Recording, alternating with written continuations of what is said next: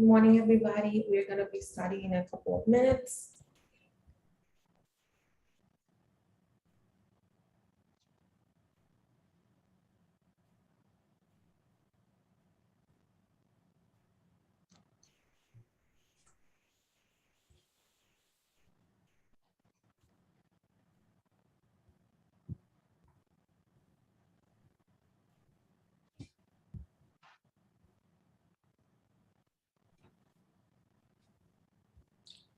Next slide, please.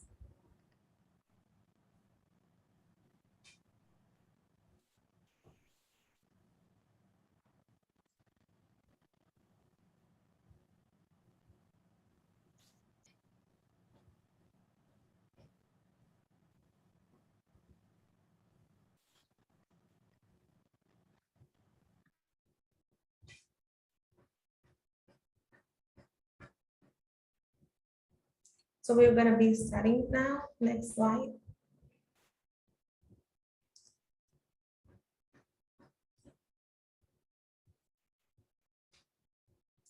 Welcome to our school mental health summit engagement, strong and more resilient learning from the COVID-19 crisis. This is our first day of virtual conference. The 2021 Northeast and Caribbean MHTTC School Mental Health Summit brings together leaders, practitioners, researchers, and other speakers, stakeholders in the school's mental health field to share the latest research and the best practices.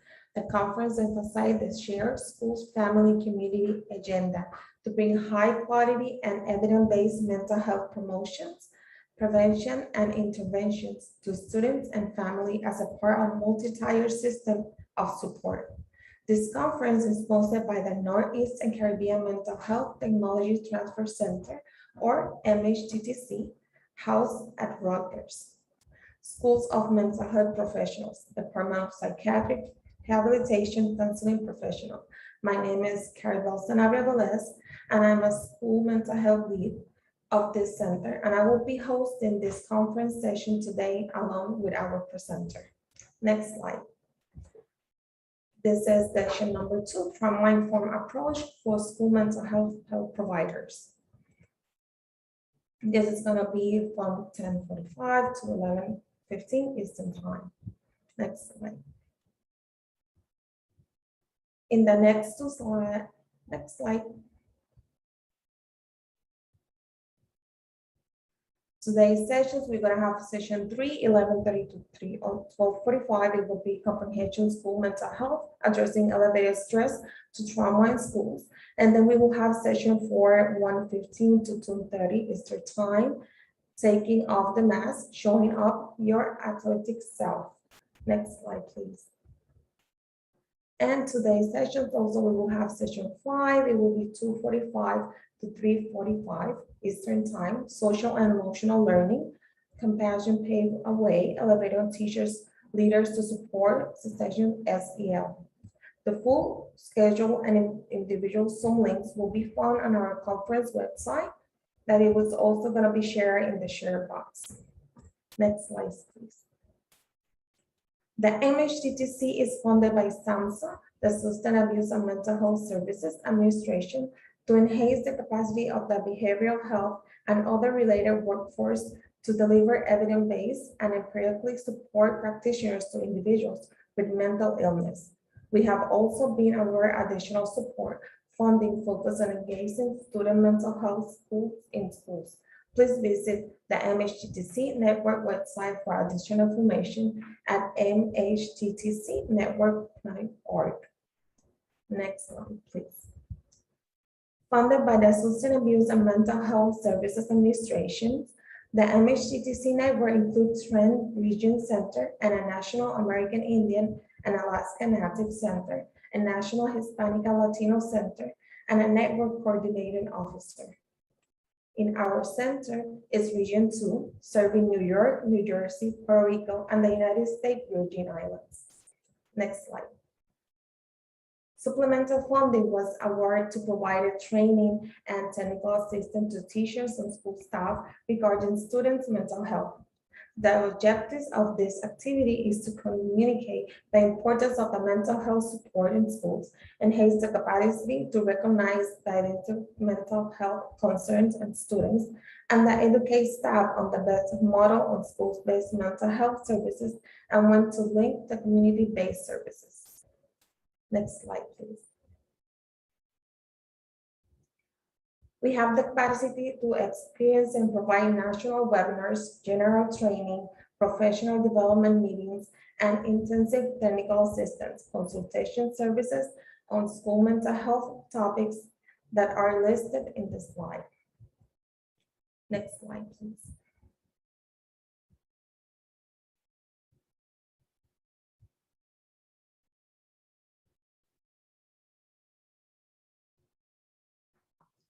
Carol, I'm having a little bit of an issue getting this one to advance. Hang on.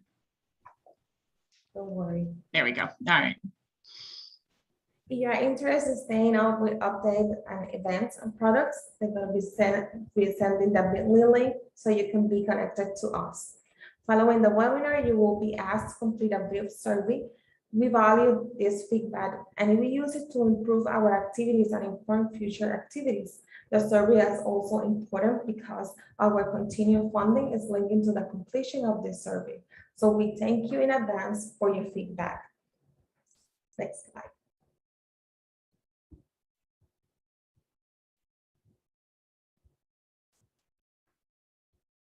We also want to let you know that this webinar is being recorded and will be posted on our conference website along with the PowerPoint slides within a week of the conclusion of this conference.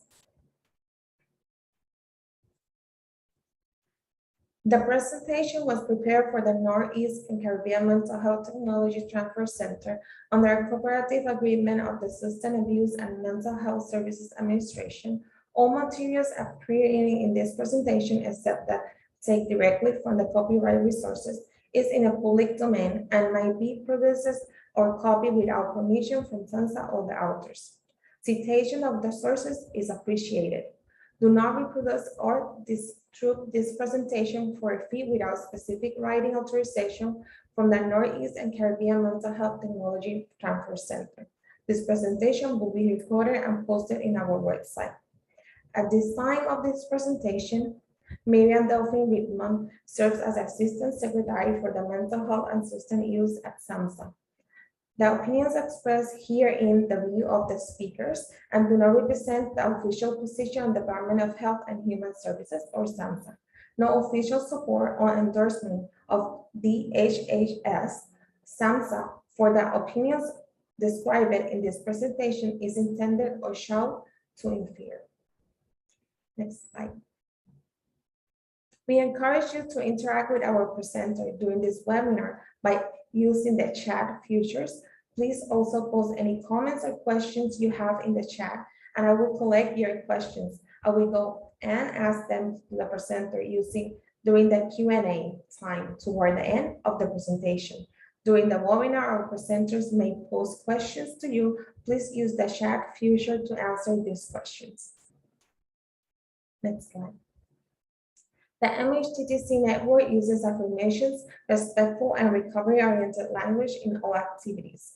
This includes language that is strength-based on helpful, language that is inclusive and acceptance on diverse cultures, genders, perspectives, and experiences, language that is healing-centered and trauma-responsive, language that invites individuals to participate in their own recovery journey, language that is person-first and free of labels, language that is non-judgmental or voice assumptions, language that is respectful, clear, understanding, and consistent with our actions, policies, and products. Now, I will let you in a couple of minutes with Dr. Berg. Dr. Berg is a school psychologist who has spread her career providing direct clinical services and system-level consultation and support to address issues in the childhood trauma. She is currently in the clinical director as a Children's Borough New Orleans, a nonprofit mental health agency that serves children and youth by parenting with schools and other youth services organizations to invent and deliver trauma-informed care in community-based settings. Dr. Burke earns her doctorate at Tulane University with a specialty in trauma-informed school psychologist and completed her clinical internship in the National Center of School Mental Health at the University of Maryland Medical Center in Baltimore. She's graduated of Hendrix College. Now we will turn over to our presenter, Dr. Burke. Welcome. Hi, good morning. It is good to be here with you all today. I am from New Orleans and currently evacuated. So I feel like this whole trauma-informed care and trauma-informed approach to schools is kind of taking on new salience as we really figure out, what's next for our community and our schools. And I know many of you are in places, you've experienced natural disasters and worked with students in providing support and recovery in the aftermath of a disaster. So, as we engage in the chat and talk about examples, I'm happy to kind of think through some of those things as we are hopping into this new school year with lots of kind of uncharted territory around supporting students and the middle of a pandemic and lots of other stressors. So I'm excited to be here. Thank you for dropping your names and your roles in the chat. It's helpful to know who's here and who else in the training. It's virtual space is very strange. I usually love having like a show of hands and things like that. It's challenging when you're virtual. But it's great to have so many school mental health providers here who are interested in trauma-informed care. And it's something that, my agency and the work that we do, it's a focus for us every day. And, I think this year the need is especially high. So we will talk about some of those things, and I'm going to go ahead and jump in and get started. All right. Here we go. So before we dive in fully, I just want to mention that we're going to be talking about trauma-informed schools. And trauma-informed schools is a pretty dynamic concept. There is no one-size-fits-all model for school mental health or for the kind of larger idea of trauma-informed schools. There are many different stakeholders who play a role in creating trauma-informed schools, and there are many different systems. The example that I always use when I'm training is that New Orleans in particular is a system that's made up completely of charter schools. And so the way that we roll out and do support for schools who are implementing trauma-informed strategies is very different. We don't have a district level to work with. We work school by school because each school is really its own entity. And so the system that I'm talking about may have things that translate to the schools that you're working in. And there may be things that are substantially different and opportunities that are substantially different. So I just want to acknowledge that we really have to look at systems on their own and understand their specific needs. As part of my work at Children's Bureau of New Orleans, which is a nonprofit mental health agency, we serve on a City of New Orleans trauma-informed schools learning collaborative. And we sit on that committee with Tulane University's Safe Schools NOLA project, which is a research project looking at trauma-informed schools and how we really operationalize and understand what the components are in a trauma-informed school, how we measure outcomes. We have the Institute of Women in Ethnic Studies, who are also a research entity, but they also do some direct level support for schools implementing SEL curriculum, trauma-informed sex education. They support some schools with universal screening, and we partner with them specifically on some of our school-based initiatives. The City of New Orleans Health Department is part of our collaborative. The Louisiana Public Health Institute So again, another research entity who's really looking at public health strategies. The New Orleans Public School. So even though we're a body of charters, we do have an overarching organizing entity, which is the New Orleans Public Schools. Project Fleur de Lis, which is a national child traumatic stress network site. In our community, they focus a lot on dissemination of evidence-based practices to respond to mental health needs related to trauma. And then our organization, we have about 20 clinicians, and they go into the schools and deliver evidence-based group and individual interventions for trauma treatment. We also have several school-based partners who we work with and do consultation around like systems design work and how to really create systems that support the delivery of trauma-informed mental health care.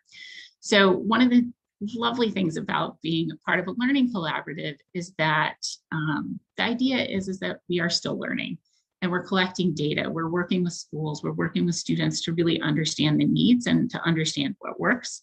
So as we collect that data and learn those lessons, there's a real commitment to putting that information back out into the community so that it can be used. A lot of the publications and the research tools that we use are available on the Safe Schools NOLA website. So I've included that there so that you can check that out and look at that. And I have worked in schools, I've worked in agencies, I've worked in Baltimore, I've worked in New Orleans.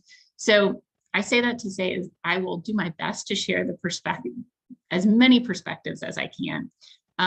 And my understanding of trauma-informed care is evolving. And I do think part of trauma-informed care is a willingness to be reflective and to learn and to adapt as we continue to evolve our understanding of what trauma-informed care really is. But I'm excited to have lots of folks on here and lots of perspectives represented. So please chime in the chat, put your information in here about your experiences. And I feel very lucky to have people monitoring the chat and the Q&A. So please drop those in and we will try to make sure we include all of those as we go through our presentation today. All right, so just a brief overview. We're gonna go over a little bit of background information, why grief and trauma, why now, and why schools. We're gonna cover a little bit of theory and research and really the shift in the field from thinking specifically about trauma-informed and really moving toward healing-centered.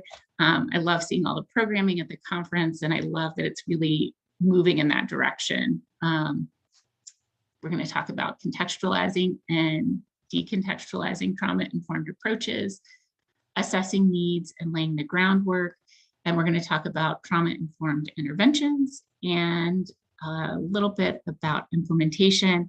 And hopefully we'll cover all of that and leave enough time for questions at the end. All right. So talking about background, why trauma and loss? Why are we talking about this? I think it is not a shock to anyone. And I think in this last year, especially, we know that trauma and loss are widespread experiences that occur across the lifespan. By age 16, we have 2/3 of kids have experienced a potentially traumatic event. And when we're talking about potentially traumatic events, these include sexual and physical abuse, natural disasters or terrorism, sudden or violent loss of a loved one, refugee or war experiences, a serious accident or life-threatening illness, and military family related stress. And these are just some of those. We also know that trauma exposure and mental health and school performance go hand in hand. We know that when kids have untreated trauma-related mental health concerns, it can affect achievement, it affects their social development, we see it in school outcomes, right? Do students graduate on time? Do they go on to do post-secondary academic things like college job training programs? And then we also know that interventions that support the social and emotional health of students also show positive outcomes, right? When we have things like SEL, good SEL, we have better outcomes for students. So, you know, I think we're not going to focus on this too much today because we have a virtual room full of school mental health providers who I think this is something that is, you know, it's well known. And I think coming back into a school year after a pandemic, I think this is definitely on the minds of schools and school leaders. And hopefully this is a focus and people are kind of primed and ready for this work. If they're not, I think that there's a great case to be made for why schools. Schools provide us with the opportunity for early identification. So if we see a kid struggling, we can intervene early. We also can do things that prevent further trauma. So having this approach in schools where we can identify students who are struggling or maybe have experienced a traumatic event, and we can get in and intervene early, we can prevent further problems from developing. We also have the opportunity to provide supports daily. So, you know, I think if you're doing school mental health work, it's one of the greatest rewards to be able to see a kid using the skills that they've learned in a session out in the classroom, out in the playroom, and there are opportunities there to reinforce those. There's also opportunities to learn new skills, right? So if we have SEL curriculums, kids are learning strategies to manage their own emotions, to manage adversity, and learning those skills can often then prevent mental health, more negative mental health outcomes later on down the road. We know that early intervention is more cost effective, so that you know, implementing a classroom-wide SEL curriculum and building those skills early on, you may not need deeper, more individualized services down the road. And at the end of the day, schools have a mandate to provide educational services to qualifying students so that, right, free, appropriate public education, it applies to all students. And if trauma is the thing interfering with their education, schools have a mandate to make sure that students have the right supports. And then finally, schools are an important safety net. So, you know, we know from many students this year, in our community in particular, we saw a decrease in reports of child abuse. And part of that was we know students weren't in school. And so the people that may be able to recognize and prevent further trauma, that the safe adults are not seeing kids face to face every day. And so, you know, schools can be an important part of a safety net to recognize when kids are in danger and to help put in place supports that increase safety. All right, so why now? I think this is probably the $1 million question as we come back into the school year. We know that this past year and a half has disrupted the lives of children and youth. COVID-19 in particular has resulted in the loss of jobs and livelihoods for many families. Students have lost day-to-day physical connection with, and teachers too. They've lost connection with colleagues and with friends. I think with students, they've lost connection with teachers and people that they care about. And that's been really challenging. I know for a lot of our high school students, that peer support is such an important part of their mental health. And a lot of our high schools stayed virtual throughout the year. And so that physical connection was not there. We know that there's been a lot of loss of life. I think the last statistics that I checked when I put these slides together was 613,000.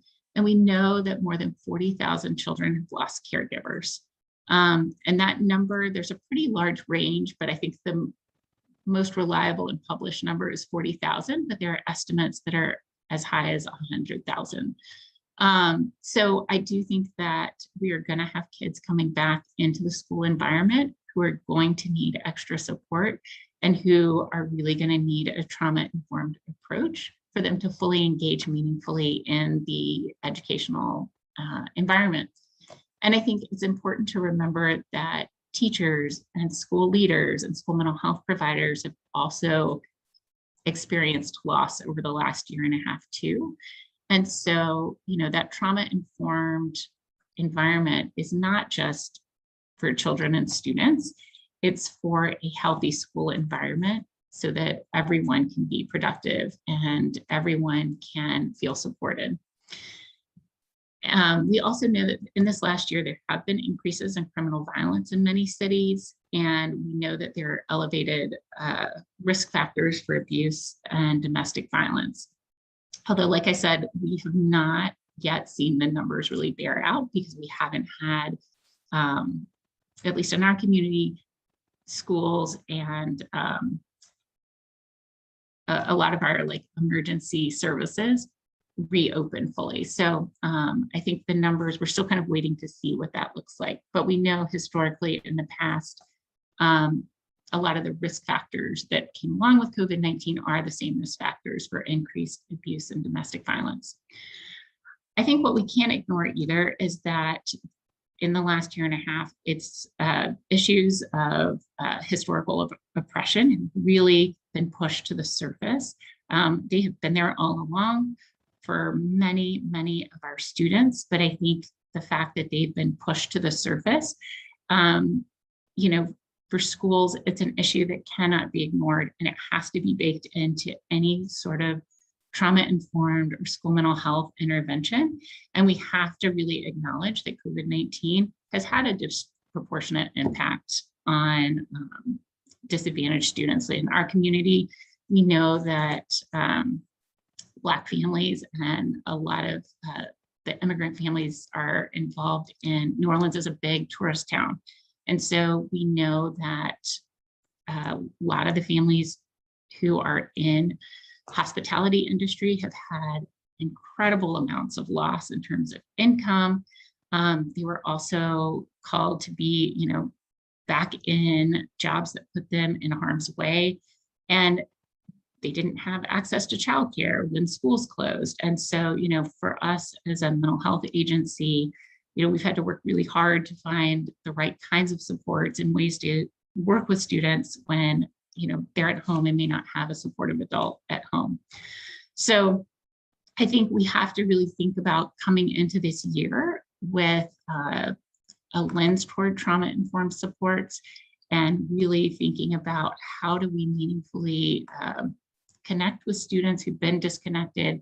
And I think that's really at the crux of building a system that's trauma-informed. So a lot of the things that we're going to talk about today are systems level approaches, and hopefully that framework will be useful as you go into the school year and think about the programming and the kinds of supports that you will need in place for students. So SAMHSA has kind of their overarching idea, the 4 R's, right? What is trauma-informed care? And trauma-informed work is happening everywhere. It's in juvenile courts, it's in child welfare, and it's in schools, thankfully. And so when we're talking about trauma-informed, we're looking at systems that realize the prevalence and the impact of trauma, that recognize the signs of trauma and the need for specific supports. And then looking at how we respond to trauma and also avoiding any re-traumatization, right? We don't want schools that that feel unsafe and that may re-traumatize students. We can't do a lot of response and support if school itself doesn't feel safe. This model, right, it's a very general, very kind of high level. It doesn't get in the weeds and give a lot of guidance as to how to do this. And so I think as a field, I'm saying just kind of efforts towards trauma-informed practice, we've really struggled in how to carry out and realize this, this vision. And so what I'm going to talk a little bit about today is that journey and how we think about systems and systems level work. So there's a folktale from India, and I'm sure many of you have heard this, about 6 blind men, and they're standing around an elephant, and one is standing near the trunk and they feel it and say, this animal must be like a snake. And one of them feels the tusk and says, no, this animal must be, it's like a spear, it's sharp. Another one stands next to the leg and says, I think this animal's like a large cow. the person standing at the end near the tail says, no, it's small and rough like a rope.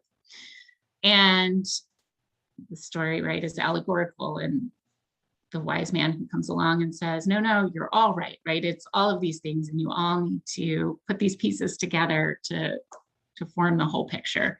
And I think that's often what we see with trauma-informed care. So it's not just the right PD for your teachers and staff. It's not just evidence-based interventions for trauma for students.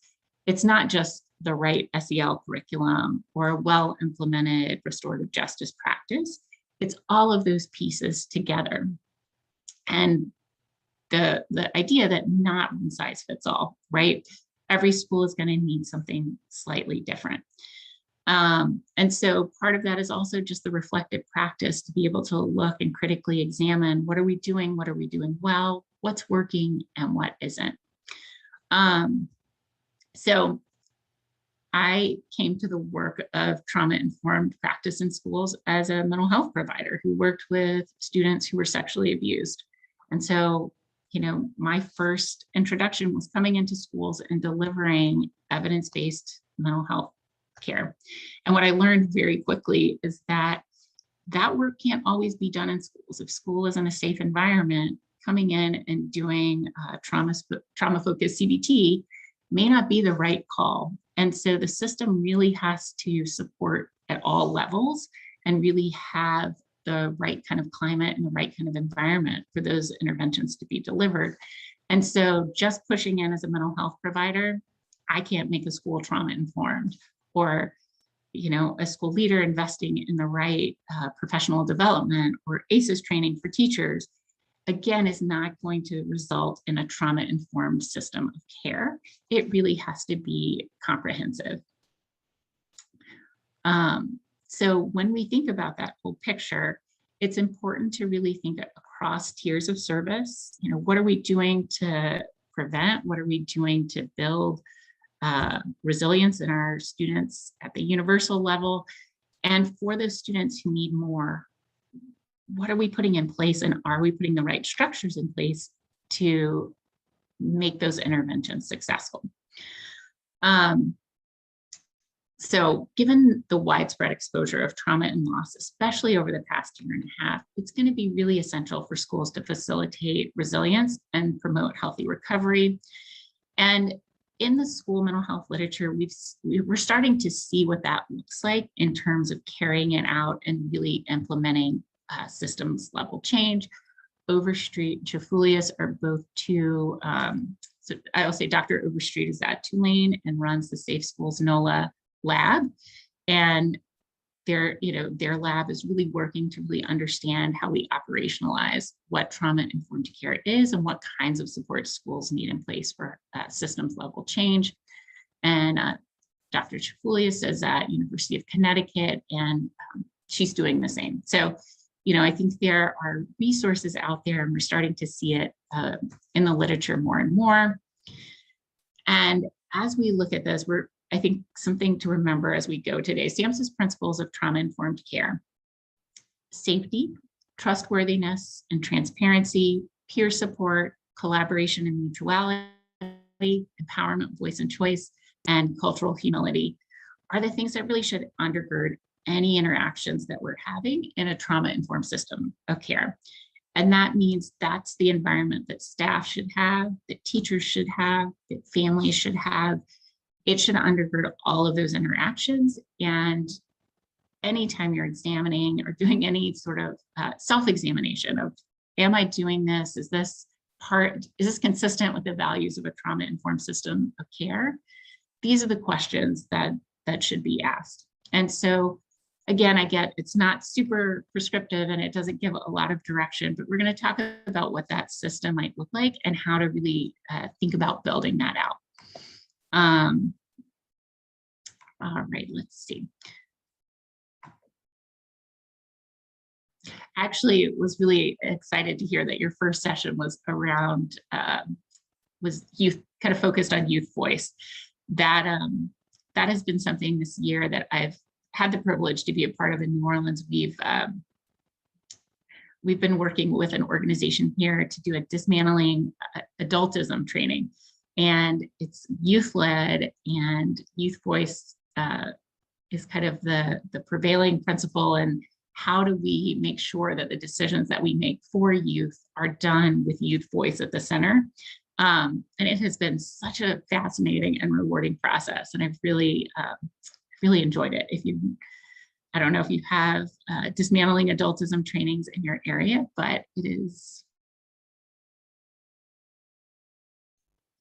All right, let's see.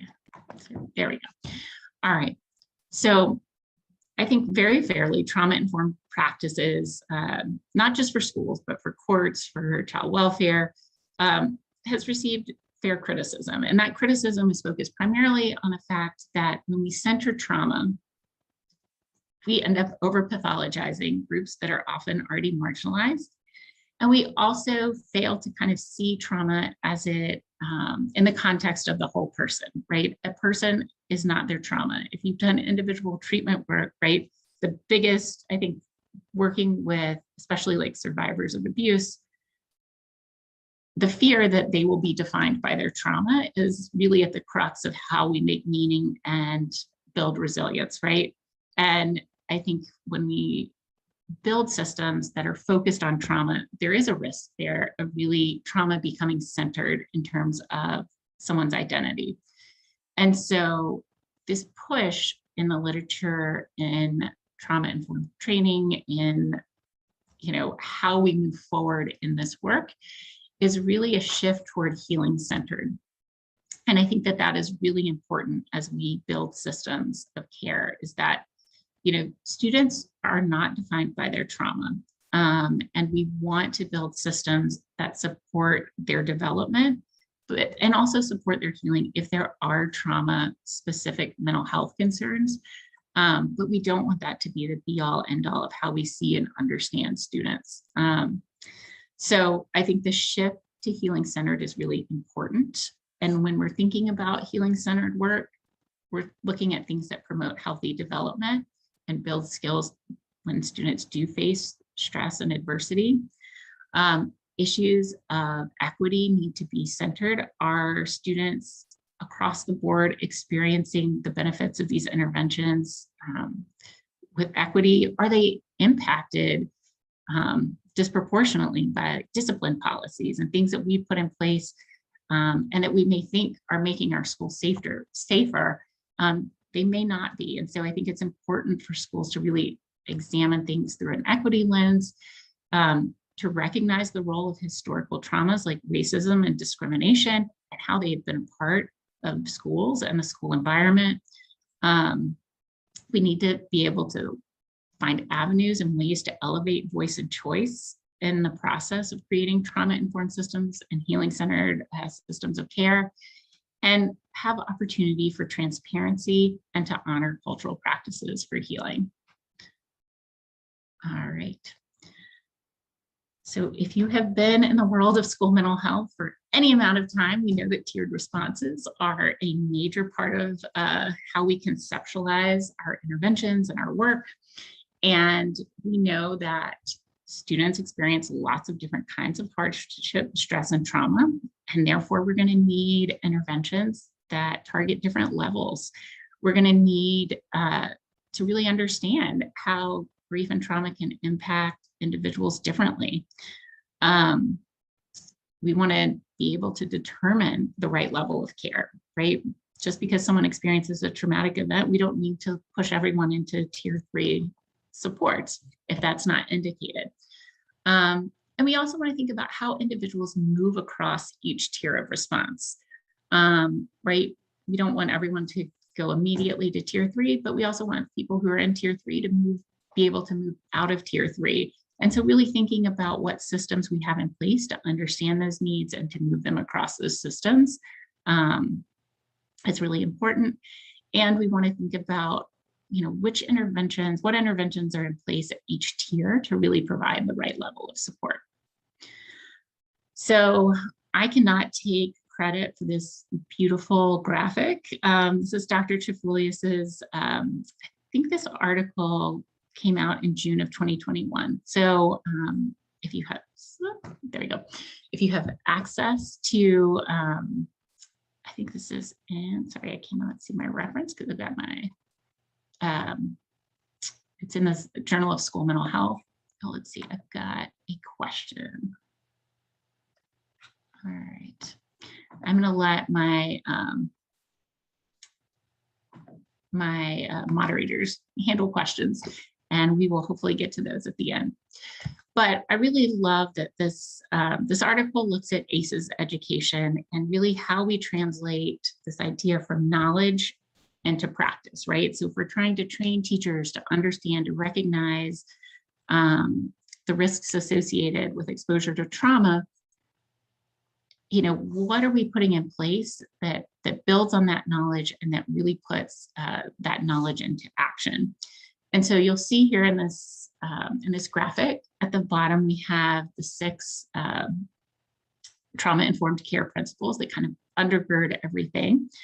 And then we have these interventions, right? The universal interventions that are trauma-sensitive strategies that are provided. They're provided to everyone, and their intent is to promote positive adaptation and prevent risk. More targeted interventions may be things like group or small group interventions that are, again, trauma sensitive, and they're supplemental strategies. And then your selected are kind of the intensive supports. And you'll see that on the left side here is whole child, and on the right side is whole school. And so the idea is that we can't advance one without the other. We have to be looking at the whole child, and we have to be looking at whole school response. And we have to be able to do this while looking at it from an ecological perspective, right? School and community supports have to be leveraged together. And I think, you know, the work that we do, we're a community-based agency, but we know transportation is a major barrier for many, many of our families. We don't have a strong public transportation system in New Orleans. And so oftentimes where kids are the most successful in accessing care is in schools, but schools don't have the bandwidth to deliver those services. And so it's really thinking about how you leverage the resources in your community to build out this triangle, and the understanding that schools really, they can't do it alone, and it's not indicated that it be done alone, because the community has to be a part of the effort. All right. I feel like I could do just an entire day-long presentation breaking down this graphic. It's really lovely and really well thought out. All right.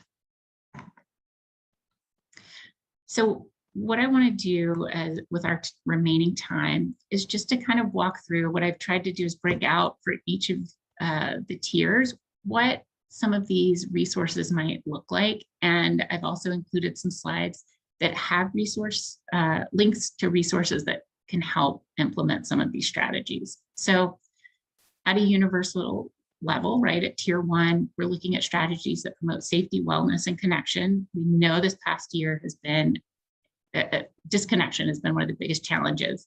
So I think thinking very strategically how we come back in and start to build connection is really important. One of those things, resource mapping, you know, what do we have in our community? I will tell you, in our community, the pandemic has closed a lot of mental health agencies. And so, you know, schools are scrambling now. What services do you offer? Do you know if this agency is still open? You know, can we still accompany a kid to the emergency room if they're in crisis? What is the policy? And so there's, you know, a need at the beginning of the year to do some resource mapping. There's a self-assessment of our policies and practices. Are they trauma-informed? Are they serving all students? Staff check-ins. We know pandemic-related stress is real for staff too. You can find on the Safe Schools NOLA website a study we did during the last school year looking at the impact of the pandemic on teachers and just what different needs emerged in terms of mental health. And we're doing a follow-up study to that. Actually, just got in all the data, and we're looking at that in the next couple of weeks.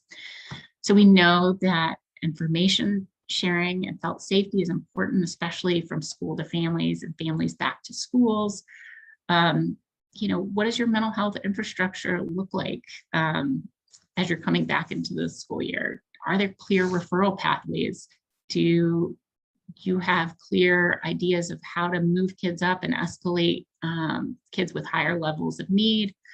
One of the things I've really found this year is finding ways to reestablish routines that promote connection and joy. One of the things my kids' schools, they do a morning meeting, and the music teachers have a band and they play music as kids are coming into school. And it's one of those things, like the first few times I went, I was like, oh, this is nice. But then, your kids always want you to stay for morning meeting, and sometimes morning meeting runs over, and it's a little like tenuous, because then you've got to separate from kids, and it's lovely. But with the pandemic, I missed it so much. And at some point they figured out a way for the music teachers, like every Wednesday morning would do live music and sing along. And it was such a fantastic thing to be able to have that again, and to reconnect and have that. They're still doing it virtually.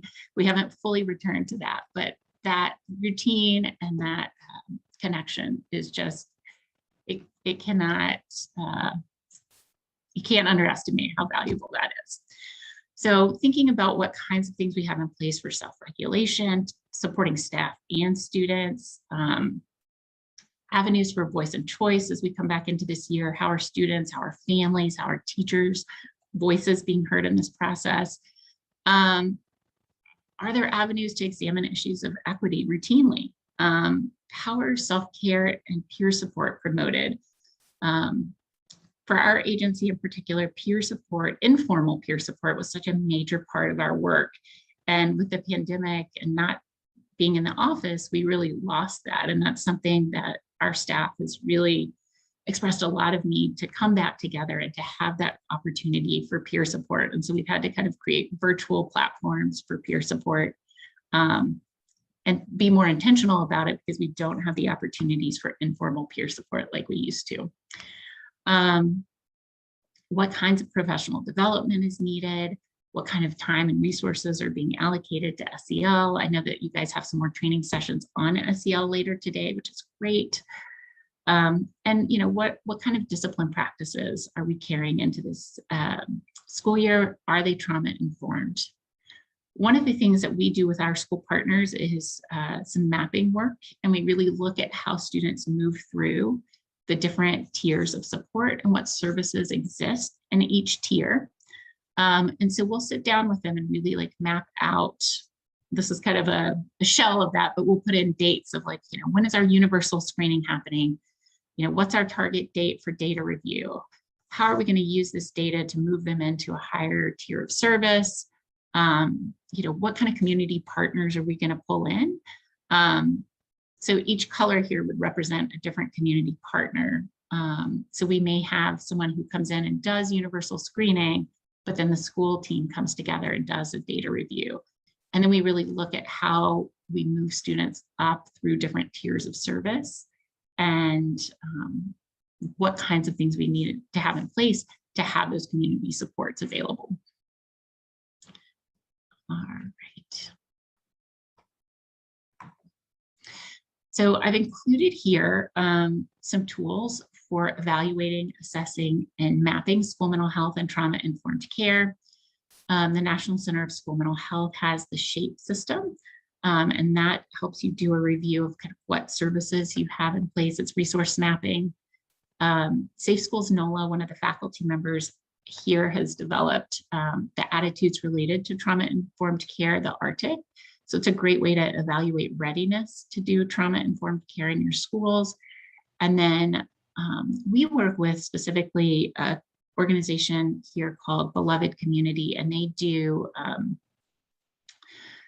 equity assessments for schools and nonprofits. And in our work with Beloved Community and our trauma-informed schools work, they do a climate walkthrough, and they do a walkthrough of the school with school leaders and really look at indicators of climate. It's fantastic. So there are resources out there. I have a few slides like this where hopefully these links will be useful later on after the presentation is over.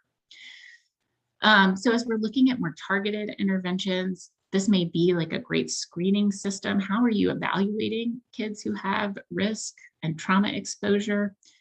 I think this is something to go into with a lot of planning and preparation.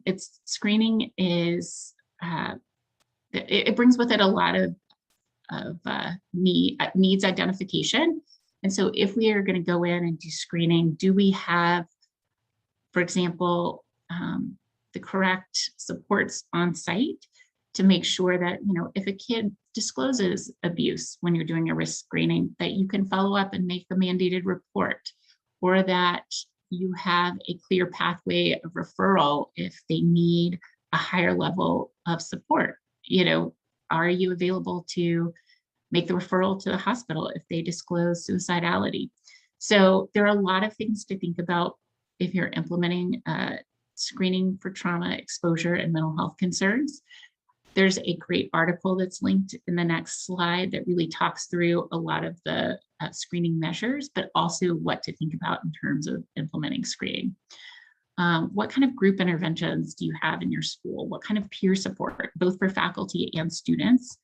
We know that trauma-informed processes, what kind of things are in place that move kids towards more individualized support? So are those processes trauma-informed? Is your process of moving a kid towards special education services, right? Does it have transparency? Is there opportunity for voice and choice in that process? I think one of the things as we move into this year, an awareness of secondary traumatic stress and impact on school staff. How are we supporting staff? How are we making sure that staff have outlets when they are feeling really stressed? One of our organizations that we partner with through the Trauma Informed Schools Collaborative is they're doing support groups for teachers. And so there's some virtual support groups to really focus on teacher mental health. Yeah.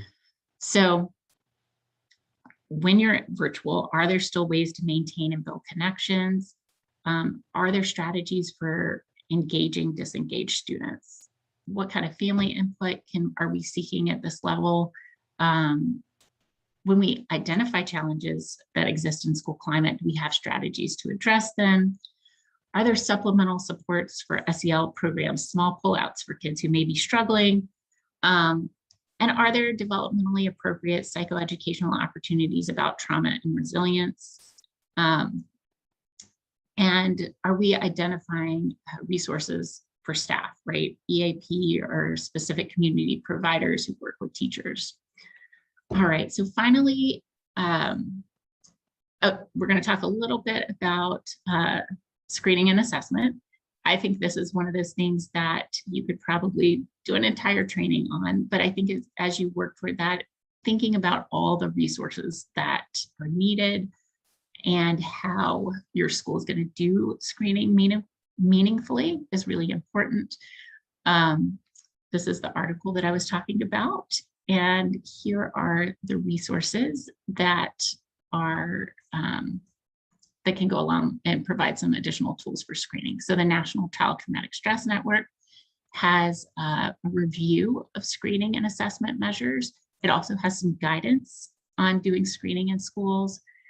The UCLA PTSD Reaction Index has released a free COVID-19 screener for children and adolescents, so looking at experiences during the pandemic and related mental health distress. And then the article that I was talking about here in School Site Quarterly has a really good review of kind of the process of screening and what are some of the things you need to think about before implementing a robust screening program in your school. Okay, so finally, we've got Tier 3, and this is where, as a school mental health provider, at least for me, this has always been my comfort zone. Individual and group intervention feels familiar. It feels like what I'm trained to do. And I think for me, at least, the systems level work has been more challenging and has been something that I've been able to grow into. And so hopefully this piece of it, there are lots of places where you have opportunities to get trained in evidence-based trauma interventions. So, for more individualized work, that may be TFCBT. For group interventions, we have CBITS, or Cognitive Behavioral Intervention for Trauma in Schools. Our organization has an evidence-based intervention. It's a 10-week group intervention called Grief and Trauma Intervention, or GTI. So we implement that in school-based settings. And then there's also an intervention that can be group or individual called Traumatic Grief Components Therapy for Adolescents. And the references for these are in the reference section on the slide if you want to get more information. What we find when we work with school mental health providers, there's often a challenge in implementation, that the bandwidth to implement these is the biggest barrier. So part of what we've done is, when we train a school-based clinician in GTI, we'll often pair one of our clinicians with that trainee so that they have someone, our clinician comes in and brings all the materials and all the prep. And so we often try to think about ways that we can extend school-based providers, because we know that it's a challenge to be able to implement some of these interventions, just because they do require a lot of prep and a lot of follow-up on the back end, depending on the content of the session. So part of Tier 3 may be managing some of those school community partnerships. So we know that a lot of the school mental health providers in our area, they may schedule kids individual therapy appointments. So if we have outside clinicians coming in, they're making sure that we have space and that the student's teacher knows what time that they're supposed to be pulled for individual therapy sessions. At Tier 3, you may have consultation, you may do some postvention after crisis events, thinking through what kind of peer support and peer navigation programs could be implemented. Teacher mental health supports, are there good employee health benefits? And if not, are there organizations in your area that do support for teachers? And then I think when we're thinking about screening and identification of need, we're looking at ongoing monitoring of traumatic stress levels. Are there trauma-sensitive referral resources? Are there trauma-sensitive practices in our special education supports? Are there trauma-sensitive practices in how we do behavioral support plans? So we're looking at kids with that highest level of need and really thinking about what role trauma plays in that need and what kinds of interventions are most appropriate. And again, really thinking through and making sure that what we're doing is culturally responsive and it really fits with the needs of your student community and your teacher community. All right. So I'm going to skip these two slides. It's about choosing the right intervention for your school. I think it's fantastic guidance. You can find a more fleshed out version of this on the National Child Traumatic Stress Network's website. But it really helps you think through when you're choosing interventions for your school setting, what's going to work and what, or where barriers might exist when you're doing implementation work. So here are some great resources on where you can find reviews of evidence-based programs for trauma-informed care in schools. And these are mostly treatment and therapy interventions. So really things that we're going to have at that Tier 3 and most targeted level of intervention. So I know our time has gone so fast, and I want to leave plenty of time for questioning, but I think what we really want to think about is how do we start to bring all this information together, right? How do we move our knowledge into practice? And how do we make that practice reflective and adaptive to outcome data, to the voice of students and the experience of students who are part of that system? And how do we really make systems that are responsive to that kind of feedback? So as we're thinking about implementation, we want to have critical eye toward context what is the environment where we're implementing, and what kinds of things do we need to know about our environment to make the right kinds of changes? How do we shift to be more holistic focused? How can we be more whole child driven and keep an eye on systems level work, making sure that along the way, those 6 principles of trauma-informed care are embedded in all those interactions, and really thinking in that dual role of child level and school level response. Who are your stakeholders? How do you make sure that their voices are at the table? And how do we think about implementation meaningfully and intentionally?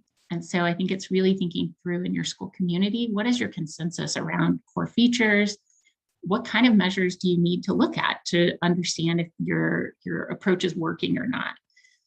What system level supports do you need? Do you need some workforce development? Do you need sustainability planning? If you have money from the CARES Act, right? Maybe that's temporary funding. How do you make sure that what you build can be sustained over time? How do you evaluate inputs and things like fidelity to the interventions? How do you monitor outcome? What sort of resources do you dedicate to that?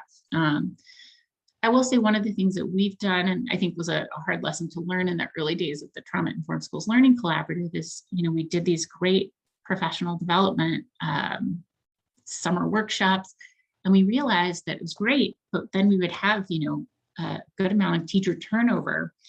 And one of the challenges was sustainability. And so we've moved more for our new cohorts into like older schools who've gone through the workshop is they have identified coaches who work with the newer schools who are training. And then we also have a trainer of trainer model. And so, we really tried to work to address the issue of sustainability, which we quickly learned in terms of turnover really posed a lot of challenges for us in terms of sustainability. All right, let's see. I'm having issues with my slide advancing again. Let me try. There we go. All right. So I think one of the things that I often hear from school mental health providers is, what is my role in all of this? If this is a whole systems change, right? If I need my whole school, my whole district to kind of change the way they're thinking about this and change practices and policies, what is my role in all of this? And I think what I will often say is school mental health providers are some of the most knowledgeable, adaptable, and consensus building group of folks that I've ever worked with. And I think that we have the ability to think about kind of hold the child and the system, in our mind as we move forward and make decisions. And because we do have an understanding of the system and how kids move through special education processes and things like that. And oftentimes we're really advocating for an individual child within those systems.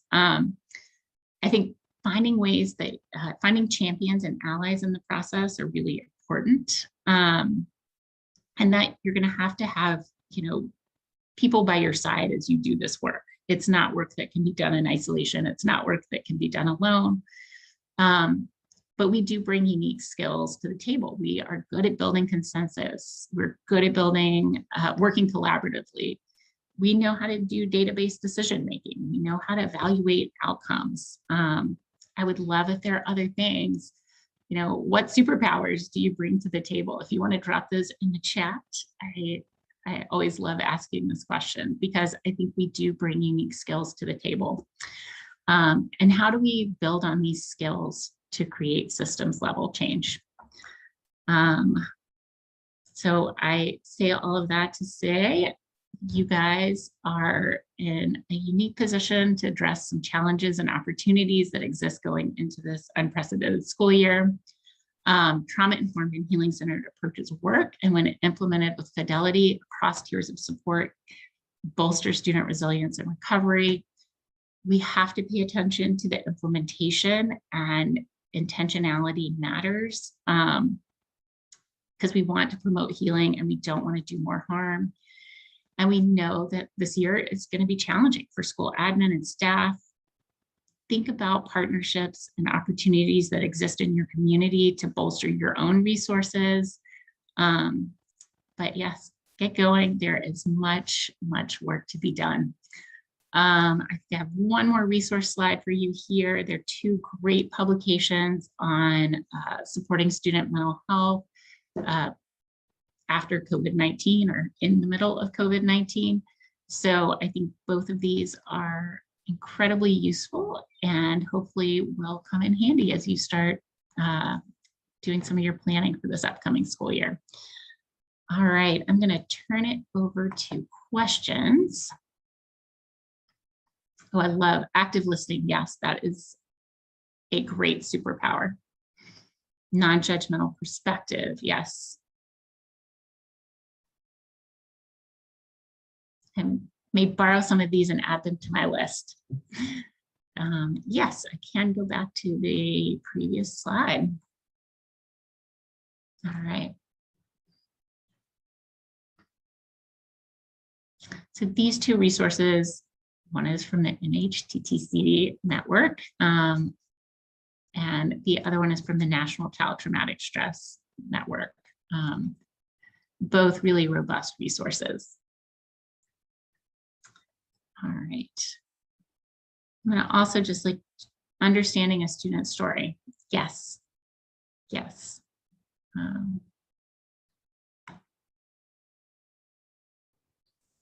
Dr. Burke, we have a question here. It says, has New Orleans been successful in actually modifying and adopting new policies that truly change school practitioners' academic practices that allow for the whole children in fields of opposite only academic growth in the State Department of Education and Engagement activity?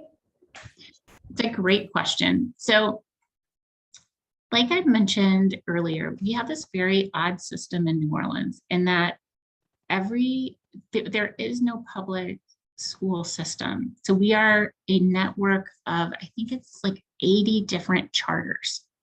So when I say that every school is its own LEA, its own entity that like sets out its goals and its strategies, it is truly a school by school or charter network by charter network approach, which makes some great opportunities, but some real challenges in doing whole systems level work.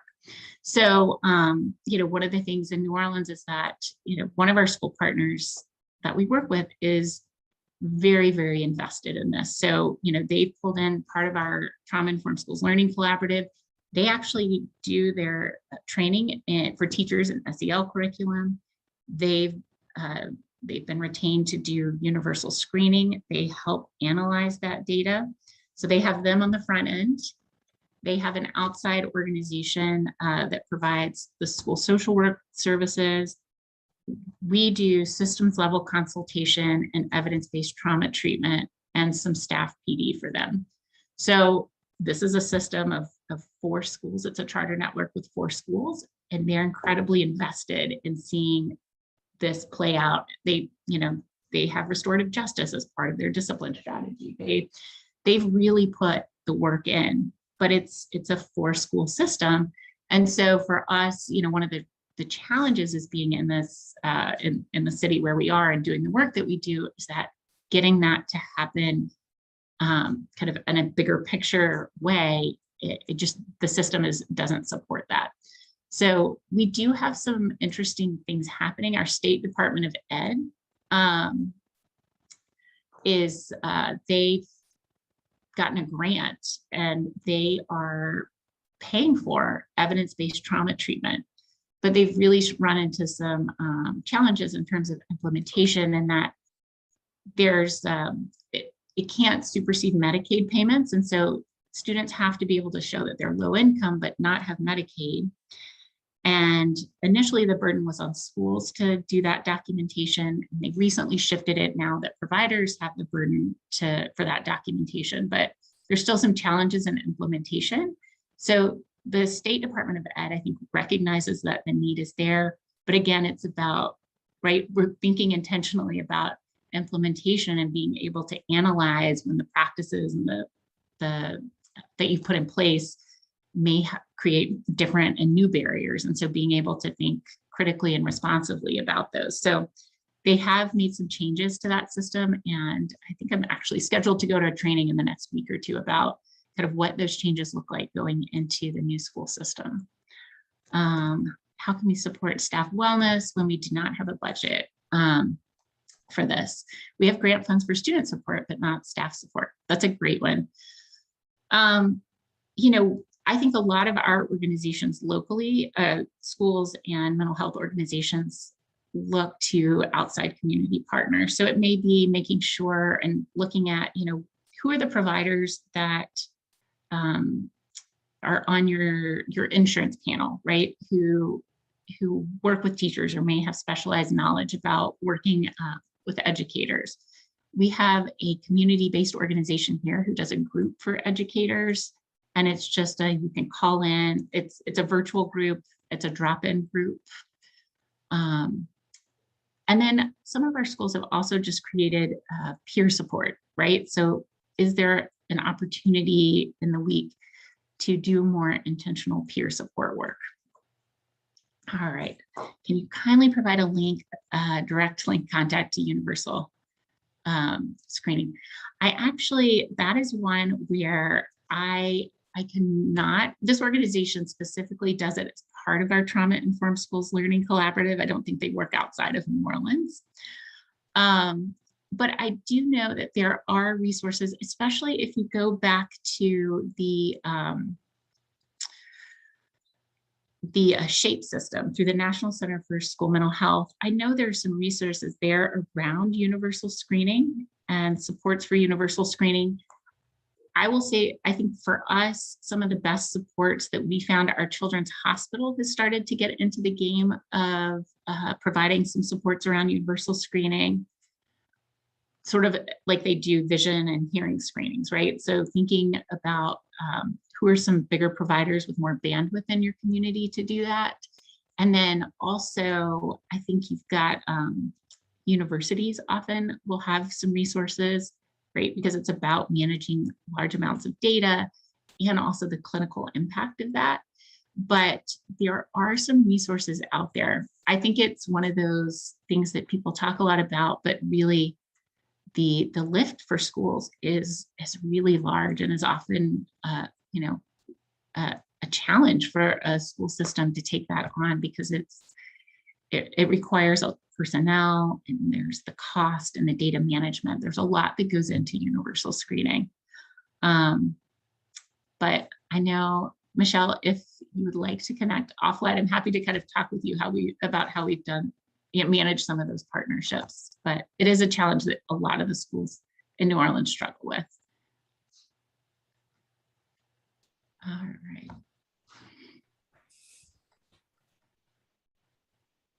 When we go to the next slide, just. Yes, I can do that. Let's see. There we go. So if you have any other questions, you can write it in the Q&A or in the chat. So thank you very much for all your questions. The NATDC network is funded through SAMHSA to provide trainings.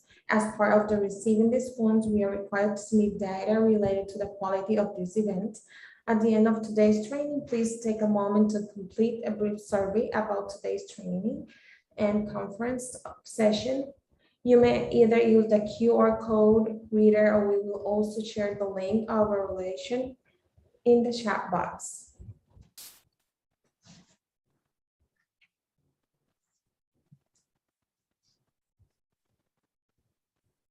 You can also go to the next one. Yeah, let's see.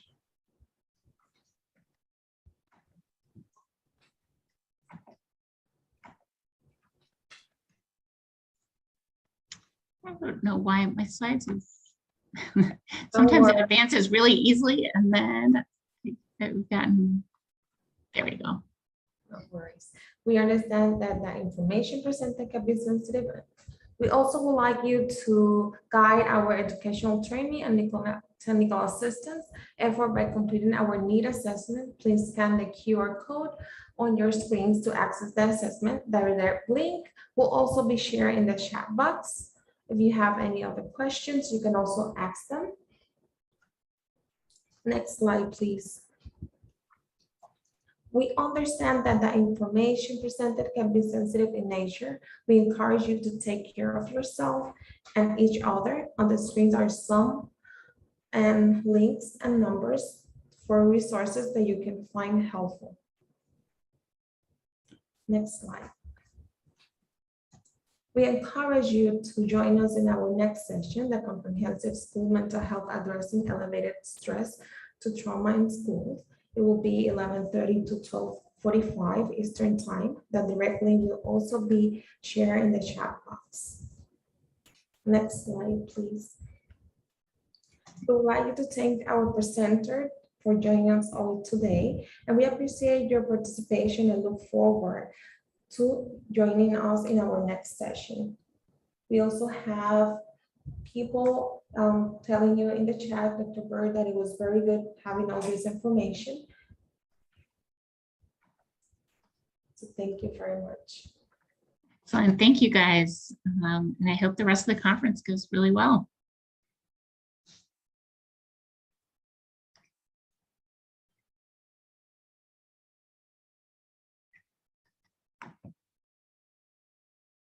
Carol, you can click end for all.